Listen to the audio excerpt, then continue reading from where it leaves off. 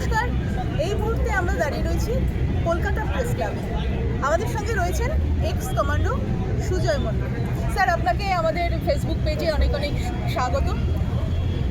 এই মুহূর্তে নির্বাচনী আবহ চলছে, বিভিন্ন প্রার্থী বিভিন্ন রকমভাবে নিজেদেরকে উপস্থাপন করছে মানুষের কাছে, যাতে তারা ভোটটা তাকে দেয়। এরকমই একজন ব্যক্তি, যেহেতু আপনি আর্মিতে ছিলেন এতদিন, সেই জন্যই প্রশ্নটা আপনার কাছে করা, কারণ আপনি এর বিশ্লেষণটা সুন্দরভাবে করতে পারবেন। উত্তরপাড়া থেকে যিনি দাঁড়িয়েছেন বিজেপি প্রার্থী, উনি এনএসজি দীপাঞ্জন চক্রবর্তী। উনি বলছেন উনি এনএসজি, উনি বলছেন উনি উনি অনেক কিছু বলছেন। এর সত্যটা কতটা সেটা যদি একটু বিশ্লেষণ। সর্বপ্রথম বলি, আমি ছিলাম সিআরপিএফের কোবরা কমান্ডোতে। এবার আমি আমার তথ্যটা প্রথম দিই, যাতে এই জিনিসটা নিয়ে র্যাঙ্ক এবং এনএসজি এবং নিয়ে যেহেতু কথা উঠছে, আমি ছিলাম সিআরপিএফের কোবরা কমান্ডোতে, 206 কোবরা কমান্ডোতে। 9 এপ্রিল 2014 সালে আমার ইনসিডেন্ট হয়, ডান পায়ে বোম ব্লাস্ট ইঞ্জুরি হয়। আমি ছিলাম সিটি জিডি। এবার আমি এক্স কমান্ডো কেন হলাম সেটাও আপনাদের সামনে বলছি, কারণ এর মধ্যে বহু রকম প্রশ্ন আছে যে আমি কিসের কমান্ডো, কী কমান্ডো। এক্স কমান্ডো হওয়ার উদ্দেশ্য হচ্ছে, আমি একটা প্রতিবাদ করেছিলাম যে হাতিয়ার অ্যামুনিশন এবং ভারতবর্ষের যে সিস্টেম এবং যে ডিফেন্সের যে রুলস, এগুলো এসওপি নট ফলো, ওই এসওপির ব্যাপারে আমি আওয়াজ তুলেছিলাম এবং সেটা ইন্টারন্যাশনাল মিডিয়া এবং মিডিয়া হয়ে গিয়েছিল। তার ফলে আমাকে ওখান থেকে যখন আমি এখানে সংক্ষেপে বলছি, ছুটি আসার পরে আমি যখন পায়ে আরজিকর মেডিকেল কলেজে অপারেশন করার পরে আমার যখন 90 দিনের ওপরে যদি চলে যায়, তাকে ডিফেন্সের রুলস এবং প্যারামিলিটারি রুলসের মধ্যে কি হয়, তাকে ইনকোয়ারি বসে তাকে সাসপেন্ড রাখা যায় এবং সিস্টেম যদি চায় ডিসমিসও করা যেতে পারে। কিন্তু আমি 113 দিন থাকার ফলে আমি কিন্তু লাগাতার আমি লেটার পাঠিয়েছি যে আমি অসুস্থ। দুর্গাপুর আমাদের যে ব্যাটালিয়ান আছে সিআরপিএফের, তো ব্যাটালিয়ানে পাঠিয়েছি এবং 206 কোবরা কমান্ডোতেও পাঠিয়েছি। এবার কি হয়েছে, আমি যখন ওখানে যাই আমাকে সাসপেন্ড করা হয়। সাসপেন্ড করার পর আবার যখন আমি চিকিৎসার জন্য বাড়ি আসি এবং ছুটি আসি, তখন আমাকে ডিসমিস ফর্ম সার্ভিস করে দেয়।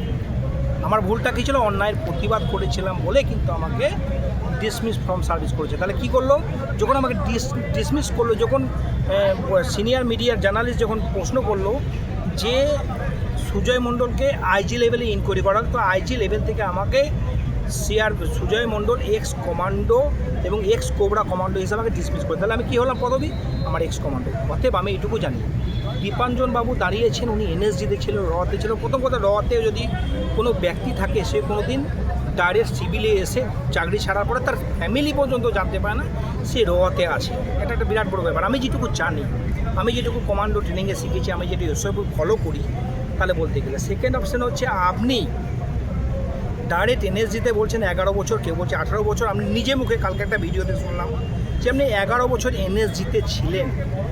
এনএসজিতে যদি 11 বছর থাকেন, এনএসজি হয় ডেপুটেশন, তাহলে ডেপুটেশনে যায় 3 থেকে 5 বছরের বেশি সে থাকে না।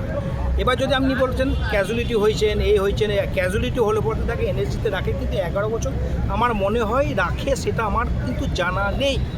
কারণ এটা একটা প্রশ্নচিহ্ন থেকে যাচ্ছে। আমি একজন প্রাক্তন কমান্ডো হিসাবে বলেছিলাম। কারণ দেখুন, উনি যে রাজনীতির আঙিনায় নেমেছে, রাজনীতির সঙ্গে ডিফেন্সের কোনো তুলনা করবেন না। উনি আজকে একটা ভিডিও দেখলাম, উনি নাকি আইটিবিপিতে ছিল এবং তাকে আর বাংলার মতো সূক্ষ্ম চ্যানেল, বিরাট মহান চ্যানেল যাকে বলা যায়, সেই চ্যানেল ডাইরেক্ট বলছে যে উনি এনএসজি কর্তা। এনএস কোন র্যাঙ্ক, তা দেখুন, মানুষ যখন আমি যদি আমার ডান পায়ে ইঞ্জুরি হয়েছিল, বোম ব্লাস্ট ইঞ্জুরিতে আমি উড়ে গিয়েছিলাম, আমি যদি মৃত হতাম, কিন্তু আমার র্যাঙ্কটা মৃত্যু হতো না, মারা যেত না। আমি মৃত কেন বলছি, কারণ শহীদের দরজা নেই প্যারামিলিটারি। কারণ দীপাঞ্জন বাবু যে পোস্টে ছিল, নিজে স্বীকারোক্তি করেছে যে আমি আইটিবিপিতে ছিলাম। অতএব আইটিবিপিতেও কিন্তু শহীদের দরজা নেই। অতএব আমি মারা গেলে আমি কিন্তু শহীদের দরজা পেতাম না, কিন্তু আমার র্যাঙ্কটা কিন্তু জীবিত থাকতো। সিটি জিডি সুজয় মণ্ডল এবং কোবরা কমান্ডো সুজয় মণ্ডল, এটা বাস্তব র্যাঙ্ক কিন্তু আমার থাকতো। আমি যদি শহীদ হয়ে যেতাম, মারা যেতাম। তাহলে দীপাঞ্জন বাবু যেভাবে বলছে তে ছিলাম আমি এত বছর, আমি পাকিস্তানে গিয়েছি, এইসব তথ্যকে বলার অধিকার কে দিয়েছে? ভারতবর্ষের কিন্তু ডিফেন্সের রুল সিস্টেম কিন্তু দেয়নি। সে রাজনীতির আঙিনায় নেমে ডিফেন্সকে এবং প্যারামিলিটারিকে বদনাম করবে, এনএসজির মতো হাই ভ্যালু যেটা দেশ সুরক্ষার মধ্যে যারা আছে এবং যারা ভিভিআইপি জোনের মধ্যে থাকে, তাদেরকে যদি ও কলঙ্কিত করে এবং তাদেরকে যদি এইভাবে কথা বলে এনএসজির নাম করে, এটা একটা দুর্ভাগ্যজনক ঘটনা বলতে পারে। এটা আমাদের দুর্ভাগ্য, দেশের দুর্ভাগ্য যদি বলি। আজকে দেশ কেন বলে, উনি তো দেশ নিয়ে রাজনীতি করছে। আগে দেখতাম দেশ, ভারতবর্ষের সরকার সেনালি রাজনীতি করলো, প্যারামিলিটারি জওয়ানদেরকে নিয়ে রাজনীতি করলো, ইনসিডেন্ট দিয়ে রাজনীতি করলো। তার মধ্যে আমি একটা উদাহরণ দিচ্ছি, পুলওয়ামা অ্যাটাক 2019-এ, সেটা পুরোপুরি রাজনীতির শিকার হয়েছিল। এটা আমি প্রথম বলেছিলাম। তারপরে পরবর্তীকালে জেনকে গভর্নর সাহেব যে রিটায়ারমেন্ট হওয়ার পরে সে বললো, তথ্যটা খুলে বললো। তারপরে অনেক রকম ফেস পেতে হয়েছে আমি সত্যি কথা বলার জন্যে।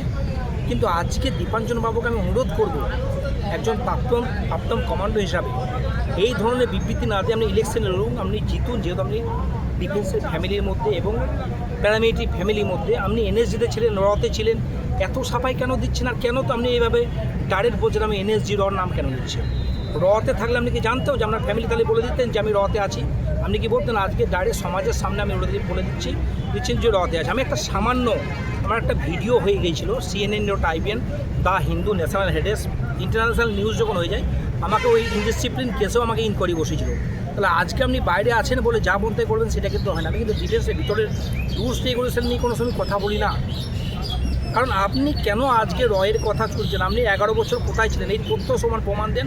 আপনি এরকম ডাইরেক্ট ধুমকি দিচ্ছেন আমার ব্যাপারে। যদি কেউ কথা বলে তার আমি ডাইরেক্ট ধুমকি, কারণ ডাইরেক্ট ধুমকি তার অভ্যাস। আপনি যদি মনে করেন, আপনাকে একটা কথা বলে রাখে শুনুন, সুজয় মণ্ডল এক্স কমান্ডো হিসাবে আমি বলে দিচ্ছি, আপনি যদি মনে করেন যে আপনি ধুমকি দেবেন আর মিথ্যা কথা সাধারণ মানুষকে বলবেন নিজের আত্মসিদ্ধির জন্য, নিজের ভোটে জেতার জন্য, জিতুন। আমি সেলুট করছি ডিফেন্সের ফ্যামিলি হিসাবে, আপনি জিতুন। কিন্তু আপনি যদি এইভাবে কথা বলেন রংবাজি করে, এটা কিন্তু মানা যায় না। ডিফেন্সের ডিসিপ্লিন সিস্টেমে চলে, অর্থাৎ ডিসিপ্লিন আপনি ভুলে গিয়েছেন। আপনি ড্রেস পরার ব্যাপারে একটা কথা উঠেছিল যে আপনি ড্রেস পরতে পারেন, কিন্তু আপনি মনোগ্রাম লাগাতে পারেন না, লোগো আপনি লাগাতে পারেন না। এটা বাস্তব সত্য। কারণ আপনি রিটায়ারমেন্ট হওয়ার পরেও কিন্তু আপনি লাগাতে পারেন, কিন্তু আপনি এইভাবে কিন্তু পারেন না। অথবা আপনি নিজের ভুলটাকে স্বীকার করুন সমাজের সামনে, বাংলার জনতার সামনে। আপনি বড় বড় কথা, এই রাজনীতির কথা এসব বলছেন, রাজনীতির মঞ্চে আসেন ঠিক আছে, কিন্তু আপনি কেন এনএসজি রটাকে বিক্রি করছেন? আপনি ছোটো করছেন কেন দেশটাকে? কারণ বলার কারণ আপনি বিজেপি থেকে দাঁড়িয়েছেন না, এটাই বাস্তব না? কারণ বিজেপি থেকে দাঁড়ালে কিন্তু কী বলা যায়? আবার দেশভক্তির কথা বলেন। আবার আপনাদের বিজেপির কিছু লোক বলেছে যারা সেনাতে ছিল তাদেরকে আবার দেশভক্তি আপনারা শেখাবেন। কারণ দেশভক্তি, দেখুন, যখন সেনাতে চাকরি পায়, প্যারামিলিটারি চাকরি পায়, তাদের ট্রেনিংয়ের মধ্যে তাদের দেশভক্তি, দেশকে কীভাবে সম্মান করতে হয়, সিস্টেম কীভাবে চলতে হয়, মানুষকে কীভাবে সম্মান করতে হয়, এটা কিন্তু শেখায়। অতএব দীপাঞ্জন বাবু, আপনি যে কথাগুলো বলছেন, তথ্য ছাড়া কথা বলবেন না, আর এই ধমকানো কথা বলবেন না। এটা আমি একজন প্রাক্তন কমান্ডো হিসাবে এবং central arm police x welfare অ্যাসোসিয়েশনের ওয়েস্ট বেঙ্গল প্রেসিডেন্ট হিসাবে বলছি, দায়িত্ববান নাগরিক হিসাবে বলছি। কারণ এমনি আপনি এইভাবে বলতে পারেন না। আমি যেহেতু বললাম, আমি যেভাবে আমার তথ্যটা দিলাম সেটা আপনি তথ্য দেন। যে কোনো মানুষের একটা তথ্য প্রুফ থাকবে, প্রুফ দেখান। আমি যে কোবরা কমান্ডো, এক্স কমান্ডো যেটা লেখে, তার আমার তথ্য আছে। যদি কেউ দেখতে চায় আমি দিতে রাজি। উনি যে মনোনয়নপত্র পেশ করেছেন সেখানেও কিন্তু উনি এগুলো লেখেননি, এনএসজি বা কিছু লেখেননি, শুধু লিখেছেন সরকারি কর্মচারী।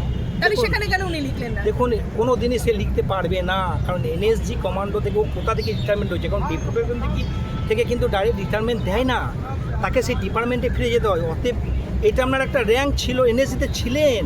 যেমন আমি এক্স কমান্ডো কেন হলাম বললাম, তাহলে উনি ওখানে লিখবেন এক্স সার্ভিসম্যান লিখতে পারে, এক্স প্যারামিলিটারি লিখতে পারে, ও টোটাল যেটা র্যাঙ্কে, যে র্যাঙ্কে উনি রিটায়ারমেন্ট হয়েছে সেই র্যাঙ্কটা লিখতে পারে। কোনো ওখানে কেন লিখছেন না? কারণ এই ধরনের মানুষকে বিভ্রান্তি করছে এবং আমাদের ফোর্সের লক্ষ্যে এবং সাধারণ মানুষের যে চিন্তাধারা ফৌজিদের মধ্যে, সেই চিন্তাধারাকে বিলুপ্ত করছে বলতে গেলে। আপনি নিজের আত্মসিদ্ধির জন্য, পলিটিক্যাল এজেন্ডাকে বানানোর জন্যে আপনি এইভাবে কথা বলতে পারেন না দীপাঞ্জন বাবু। আমি নাম করে বলছি, তখন আপনি করুন, পলিটিক্স করুন, আপনি জিতে আসুন, আমাদের পরিবারের একটা সদস্য বলতে পারেন, আমি খুশি। কিন্তু আপনি বিজেপি থেকে দাঁড়ান, তৃণমূল থেকে দাঁড়িয়েছেন, যেখান থেকে দাঁড়াচ্ছেন, আমার কোনো প্রশ্ন নেই। কিন্তু আপনি এনএসজি ডেপুটেশন, এই ভুলভাল বিভ্রান্তি মানুষের মধ্যে ছড়াবেন না, আর এই ধমকানি করবেন না। আপনি যদি ভেবে থাকেন যে আপনার জন্য সব কিছু আইন, ভারতবর্ষটা আপনার জন্য সব কিছু না। এখানে অনেক আমাদের এখানে সেনাকর্তা আছে, এক্স ডিআইজি আইজি লেভেলের অফিসারটা আছে, তারা তো এই ধরনের কথা বলে না। আপনি তো ডাইরেক্ট চমকিয়ে কথা বলছেন, পলিটিক্যাল ভাষণ দেন, কিন্তু কোনো ডিপার্টমেন্টকে ডেকে এইভাবে ভাষণ দেবেন। এটাই আমার অনুরোধ থাকবে আপনার কাছে। Thank you.